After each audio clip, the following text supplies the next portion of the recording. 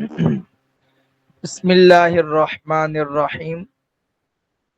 اساس النحو اساس الصرف 22واں سبق ہے، 61 نمبر پیج ہے، اور مشتق ہونے یا نہ ہونے کے اعتبار سے اسم کا بیان۔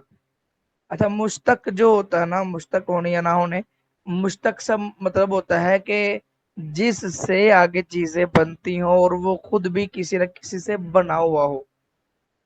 ٹھیک ہے، جیسے ابھی آپ پڑھیں گے مصدر کے بارے میں، تو مصدر کسی سے بھی نہیں بنا ہوتا، اس سے آگے اسم فعل وغیرہ بنتے ہیں۔ اور جو جامد ہے تو وہ تو نہ کسی سے بنتا ہے نہ اس سے کوئی بنتے ہیں۔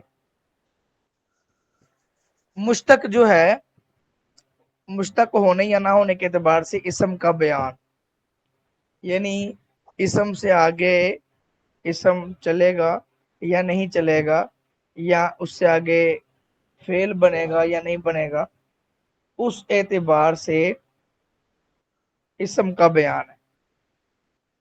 دیکھیں، مشتق ہونے یا نہ ہونے کے اعتبار سے اسم کی اقسام، تو کہا اسم کی 3 قسمیں ہیں۔ اچھا، پیچھے آپ نے پڑھا واحد تثنیہ جمع ہونے کے اعتبار سے، یعنی تعداد کے لحاظ سے اسم کی پہچان اور اس کی اقسام وغیرہ۔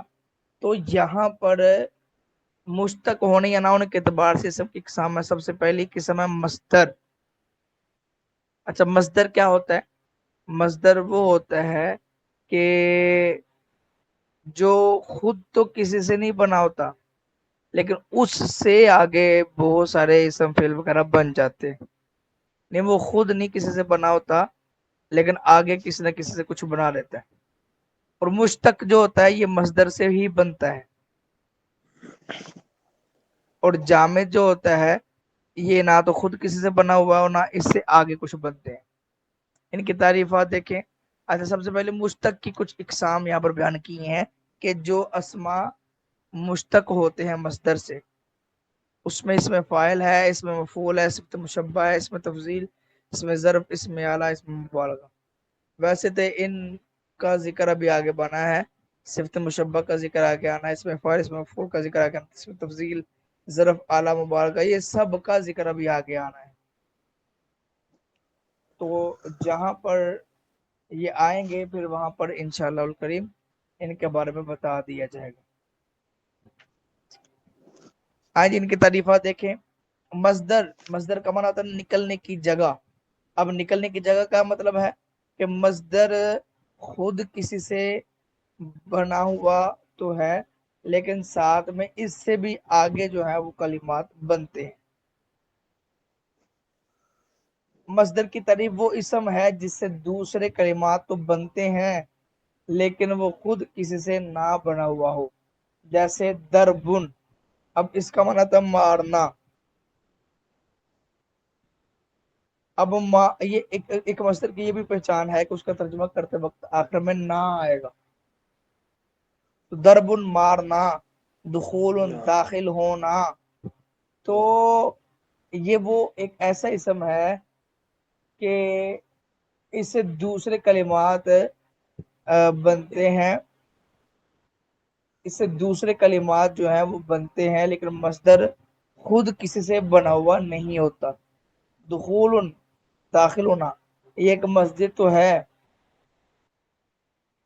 سوری، دخول ان کا معنی ہوتا ہے داخل ہونا، یہ مصدر تو ہے لیکن یہ کسی سے نہیں بنتا۔ ہاں، اس سے آگے کچھ اسما وغیرہ بن سکتے ہیں، افعال بن سکتے ہیں۔ آگے ہے مشتق۔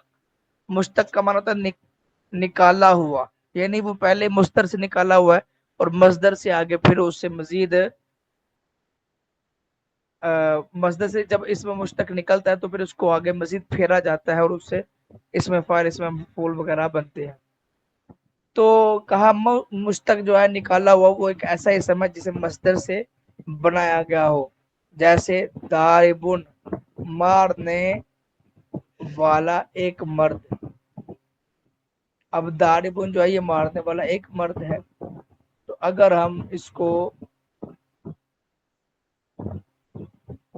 مارنے والا ایک مرد अगर हम इसको मसदर समझें तो फिर इससे तो आगे कोई इसम नहीं बनेगा। तो ये मुश्तक है जो खुद भी मसदर से बना हुआ है और इससे आगे भी इसमें फाइल, इसमें मफूल वगैरह, सिफत मुशब्बा वगैरह बनते हैं।